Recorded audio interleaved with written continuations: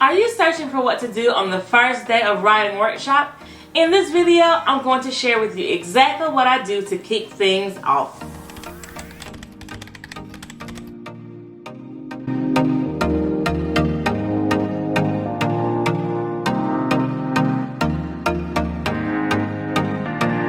I'm Angela Griffith, and I help teachers to create positive learning experiences for the students in their classroom. Teaching writing in the primary grades can be extremely rough.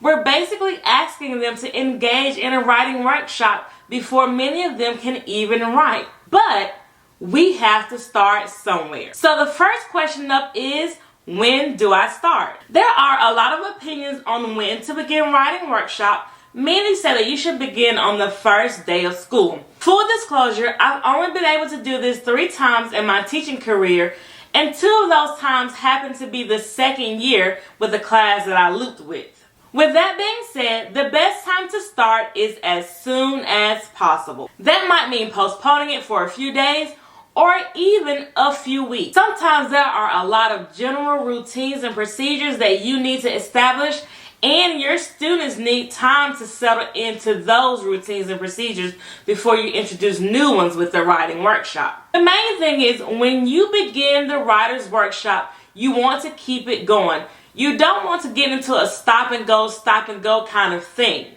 You don't want to start writing workshop and then not do it again until like 8 days later. Let me know in the comments below, what are some of your biggest struggles when it comes to beginning a writing workshop in your classroom? So the next question is, how do I start? Once you've picked when you will get started, how do you begin to put things into motion?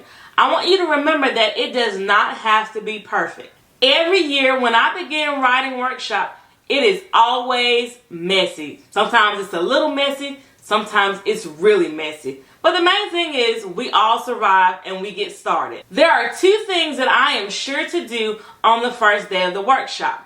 The first is the starting activity. I gather them to our meeting place in front of the room, and I let them know that this is where we will begin to write every single day. We will meet here for a little bit, and then we will get a chance to put what we know on paper. I grab a book that I've chosen to read to them, and I always try to use a big book or a book that I can project onto the board so that everyone can see it. I try to choose a book that has a familiar theme, like food or places they've been or activities that they have done, things like that. I make sure that it isn't long, that it maybe has some repetitive text, and of course it has to have lots of awesome photos. This way they can join in on the reading, they can really get into it, and it makes it fun. I make sure to bring their focus in on how the author shared with us what they know. For example, this author knows a lot about going to the playground, or this author knows a lot about going to the store. I then ask them what they know about, and you'll get a lot of various answers. Pizza, going to the jump park, my new sneakers, and things like that. I allow a lot of students the opportunity to share about what they know, and then right here we kind of take a pause. I get them all to stand up. My favorite thing is get the wiggles out, and they're all like, oh. At the beginning of the school year, their stamina for sitting and listening isn't as long as I would like it to be, but we have to get started somewhere, and this helps. When everyone has settled again, I pull out a piece of paper, and it's the same paper that they will use, and I begin to draw a simple scene. I make sure that I talk through what I'm doing, saying that I can share what I know and I can put this down on paper. Depending upon whether I'm teaching kindergarten and first grade and what I've noticed about my students, I may or may not write a simple sentence. In kindergarten, I always write my name, I draw a simple picture, and I may label a picture. In first grade, I do all of the above, and I try to write a simple sentence as well. Next up, it is time for the students to be released to write or draw. I give each student a piece of unlined paper. I've learned the hard way that unlined paper is the best place to begin.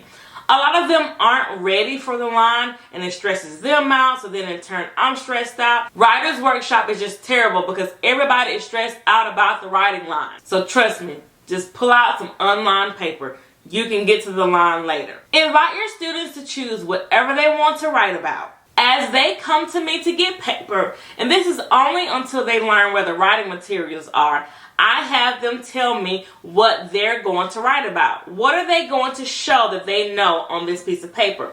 I found that it helps to set a purpose for writing as they walk back to their area. Don't forget to tap the like button if you're getting value. So, what am I doing during this time? I've already started my writing, but I continue to write along with the students. The first few days, I will leave my document camera on so that they can see what I'm doing. You will have students who copy your picture, who copy your labels, who copy your sentences. And that is okay starting out because you just want them to get into the habit of putting something down, whatever they see or they think, on their piece of paper. It's also okay because they have accomplished a major feat. They have produced a piece of writing and they believe that they can write. Once we really get into our writing workshop, I begin to cut off the document camera so that I can encourage them to put their own thoughts down onto paper. So back to the first day. Once they begin to write, I'll continue to write for 2 or 3 minutes and then I get up and I start walking around the room. I try to walk around to encourage every writer. I ask what they're writing about. I walk around complimenting their pictures like, oh my goodness, your giraffe is so beautiful. And if it's something that you're not completely sure of, you can just easily say, I like the way that you use your pencil right here. I like the way that you use your crayon right here. Great job. I also want to say, don't be afraid to ask questions. It's okay if you ask them, hey, can you tell me what this is right here? They will be glad to share, and it also encourages every student. As the first day of writing comes to a close, I do not conduct the typical share time yet. There will be plenty of time later to establish that portion of the writing workshop. I do, however, have them to share with their neighbor and to have them listen to their neighbor's explanation of their drawing as well. So congratulations! You have launched your writing workshop and you have helped your students to accomplish some major things as well. They know that they have a writing time and that they will write every day. You as a teacher have modeled writing for them. They know that they will write about what they know. They have learned that they will get to share their writing. And they know that you see them as writers. For your next steps, I'm going to put 2 videos up on the screen. One is about getting your classroom ready for writing. And the next is about different starting activities that you can do to begin your writing workshop every day throughout the entire school year. I'll see you guys in the next video.